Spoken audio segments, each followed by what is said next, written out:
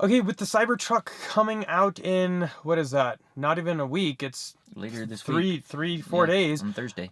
We want to talk about what we know so far and what we think some of the specs will be, and kind of compare it to some of the current options that are available right now.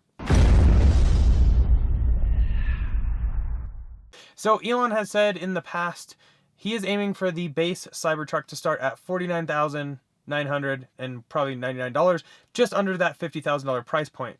Now that's the base. Yeah, and that's not cheap, but that's not that expensive either compared to other trucks. I mean, you can get trucks out right now that are 100,000 plus. Oh, exactly. So, but that's the base price. So I have a feeling a fully loaded truck, Cybertruck, will probably be close to like double that. Yeah, probably 100,000, maybe more. Maybe more. So some of the specs that we think it's gonna have is something maybe like 900 plus horsepower, between 3, possibly even 4 motors. So the new Roadster and the S and the X Plaid models are going to have 3 motors.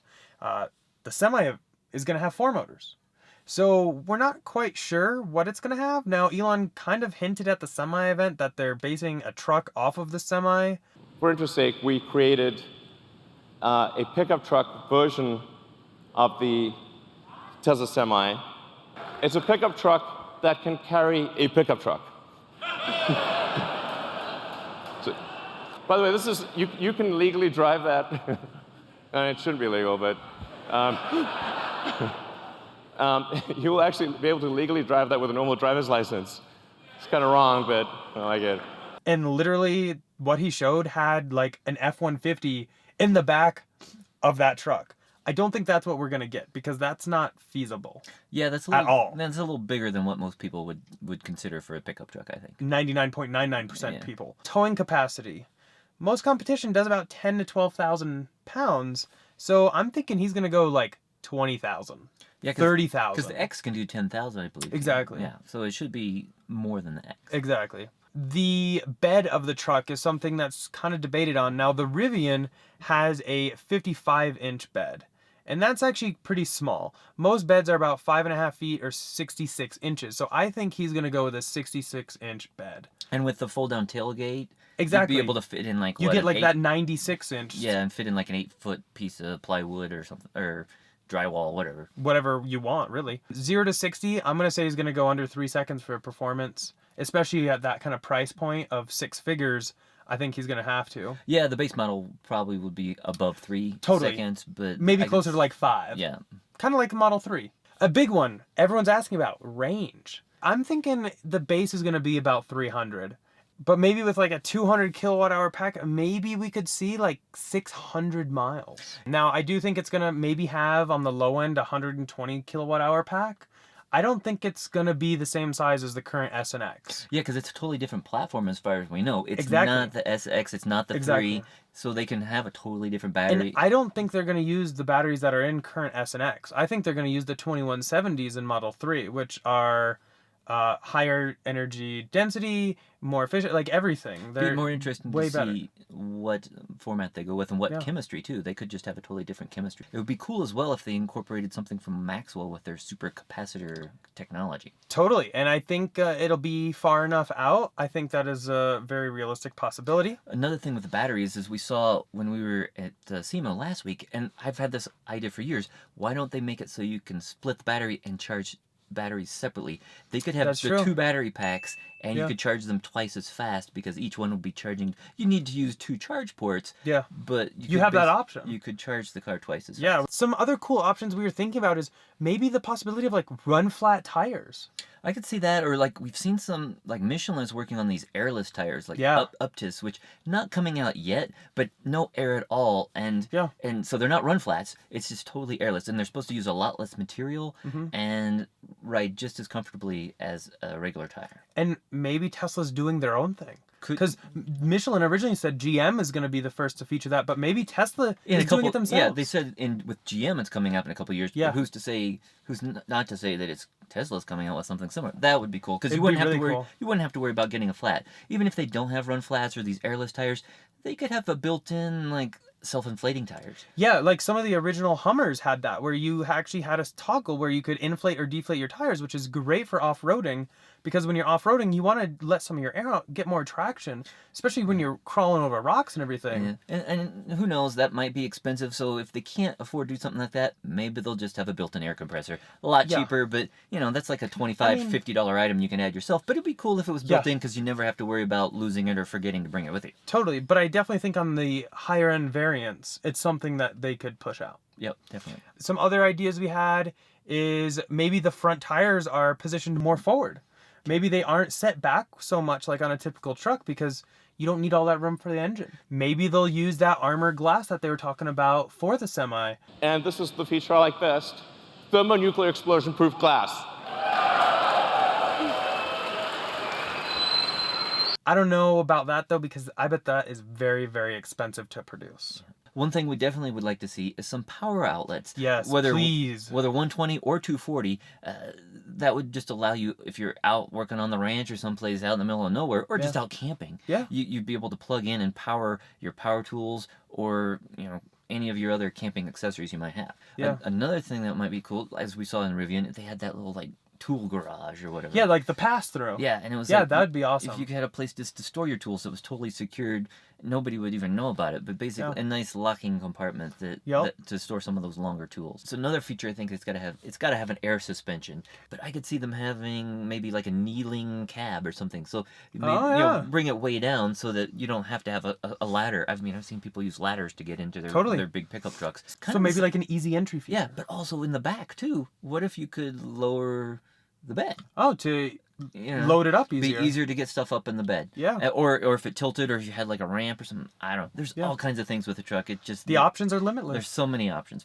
We have no idea what the interior is going to look like, but I'm definitely thinking it'll be like a 5-seater, kind of like a regular typical car or some of your other trucks. I would hope that it has a 5-seater. Well, I've heard all kinds of speculation.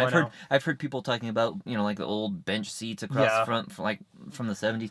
I don't know if cars still have those, but I haven't seen those from the 70s. I don't think they do. I don't think they're going to have those, because then you'd be sitting right in the front of the screen. Exactly. And people wouldn't be able to watch, you know, the Tesla theater from the back seat if you have that. But I've heard some other things where people think there's only going to be one seat in the front. Like the Semi? Yeah, like the Semi. It's not going to do that. You got to have a regular car where you can have like 2 people in the front, at least 2 to 3 in the back. Now here's a good question. Doors.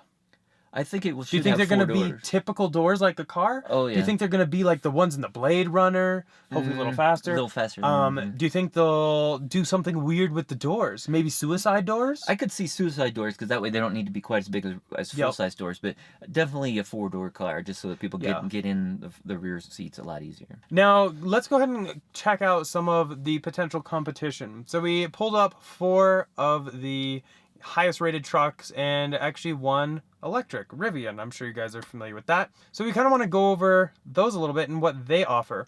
Now, the Rivian is going to start at $69,000. Now, it's going to feature 750 horsepower between 4 motors. So it's going to have an 11,000 pound towing capacity, 55-inch bed, 0 to 60 in 3 seconds, 400-mile range. Interesting though, it will have a 3-foot wading depth for water. So I wonder what the Cybertruck's going to have. But some of the other ones we looked at were Ford F-150, which is the best-selling truck for past couple decades.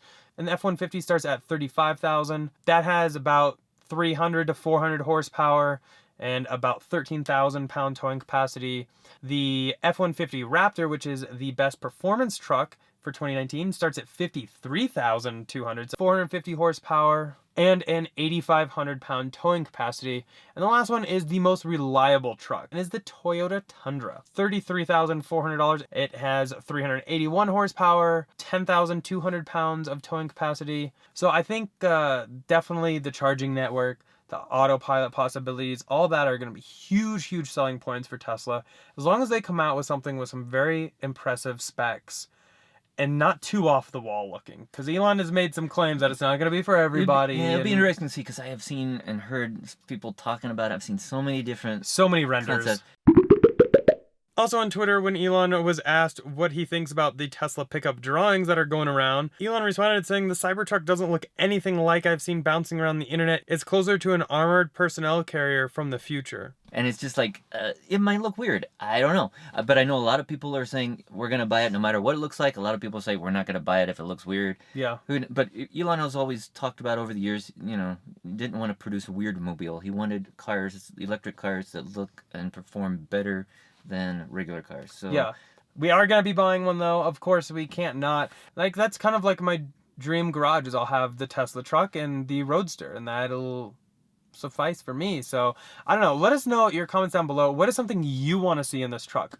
And we'll talk about it down there. We will be at this event. We will be doing videos. Live streaming will depend on, obviously, the service. We probably will not be live streaming the actual event itself when Tesla is live streaming, because normally their live stream is far superior to what anybody else can get with service. So definitely check out their live stream, but afterwards, definitely come check out our channel, because if we're not live streaming, we'll be posting a lot of quick, cool videos. We will be editing on site and everything, so definitely come join us along. But yeah, I guess that's kind of it. I'm super, super excited for this event.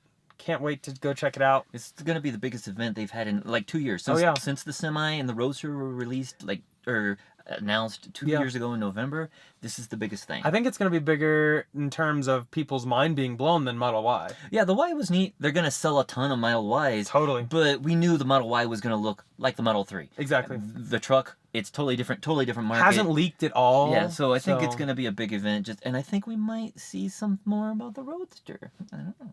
Maybe. But yeah, that's basically it. Hopefully you guys enjoyed it. As always, huge thanks to our channel sponsor, Abstract Ocean. If you are looking to accessorize your Model S, X, or Model 3, definitely check them out. My 2 must-have accessories for Model 3 are going to be that center console wrap, because I'm not a huge fan of that black gloss scratchy material, as well as a matte screen protector to really cut down the glare and any fingerprints. And using code Tesla Inventory will get you 15% off your first order. As always, though, thumbs up if you enjoyed that video. Go and click here to subscribe, here for some other ones, and we'll see you guys in the next one. Bye. Some of the specs that I think it's going to have...